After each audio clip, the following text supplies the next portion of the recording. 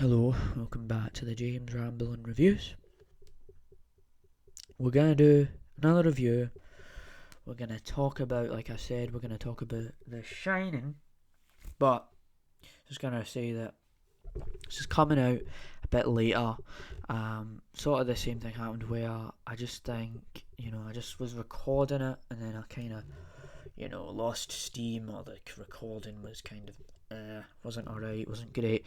And then obviously, no new episode this week for the James Rambling Show. Didn't know where to take it, really. I thought I had something going there, but nah. So yeah, there's that, right. Just want to throw that in there. So, The Shining is like one of these movies that I've praised for a very long time. It seems like ever since I saw that, I was like, yeah, this movie is really, really decent. One of the best movies I've seen in a while. While that is true, is it really, does it hold up? Is really what I'm going to be talking about here. I thought I would talk about it just since it's October, and it's kind of one of those movies that you want to watch in October time. So let's fire into this. I'll give you a bit of a rundown as well as per usual. I usually do that, give you an idea of what this whole the plot is and stuff like that.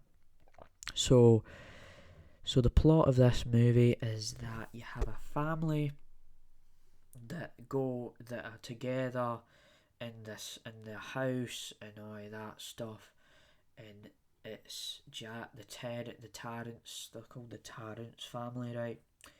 And then they have to go to this hotel and all that kind of thing, and then Jack has this the Jack Nicholson's character is like an interview, and you get into that stuff and you see all that stuff going on, and then once you get into the swing of things, you just see it go down, right? Like, as this movie progresses, the intensity increases. It's one of those ones. It's suspense driven, shock value, all of that stuff. You just see a lot of that, a lot of references and that kind of thing. And that one iconic scene actually reminds me of this thing here. Hold on a minute. So, here comes Johnny. Like, this is in the movie, has this thing, right? And he goes like this. Here comes Johnny. He's like, and he breaks through the door. And it's just really crazy how he actually broke through this door, right? And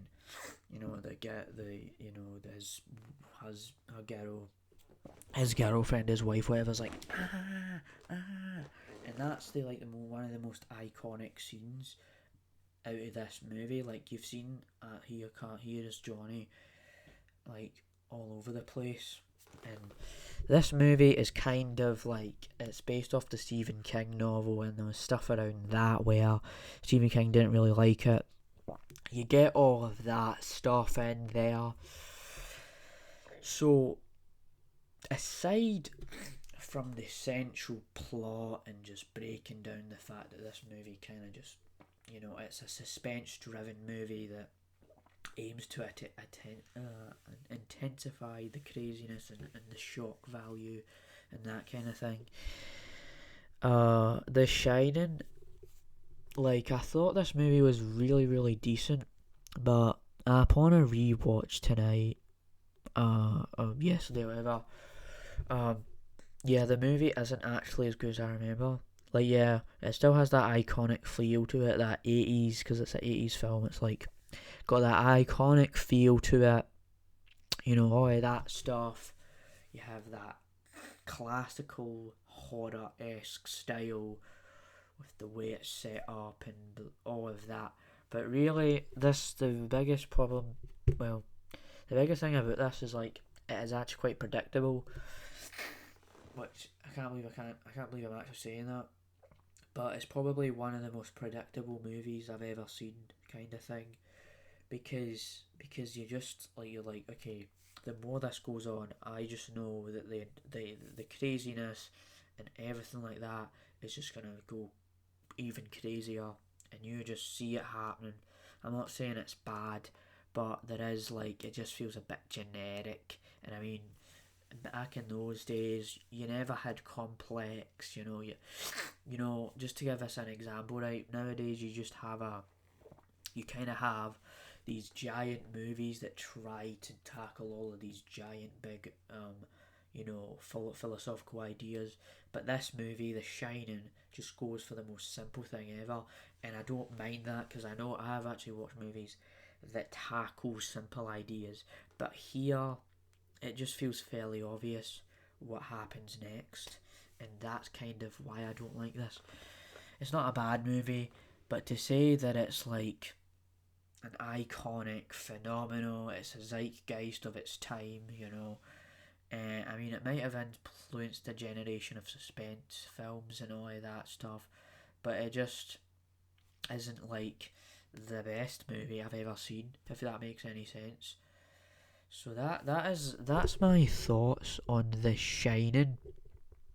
So I hope you enjoyed this review. It's a bit of a shorter review. With this kind of movie, there's not really a lot to say because it's literally, like I said, it's this whole idea about this crazy hotel and all of that, and then you have all of that stuff, and then you have Johnny, chasing after his family, getting crazier and crazier and crazier and crazier and crazier. You get the gist there. So there's not really a lot to dive into here. I've said it before and I'll say it again, not into that scene by scene stuff where you go down there and you just dissect it scene by scene, because I'll be up all night doing that. I don't want to be up all night doing that sort of thing. So hope you enjoyed the review, House of the Dragon review later tomorrow, right? This is coming at probably 12 a.m. or something like that. Sorry for that big delay, that little delay there. But I just hope you enjoy it, I guess. So yeah, you'll get that House of the Dragon episode finale, and then I might do a review of House of the Dragon, the entire series as a whole, for the James Ramblin' Show, James Ramblin' Reviews. And then, mate, we could do a Black Adam review if it's worth it, or if I just say the same things as everyone else has said about it, and I've not really added anything interesting to the table, I won't do a review for it. So yeah, see ya. Bye, bye, bye, bye.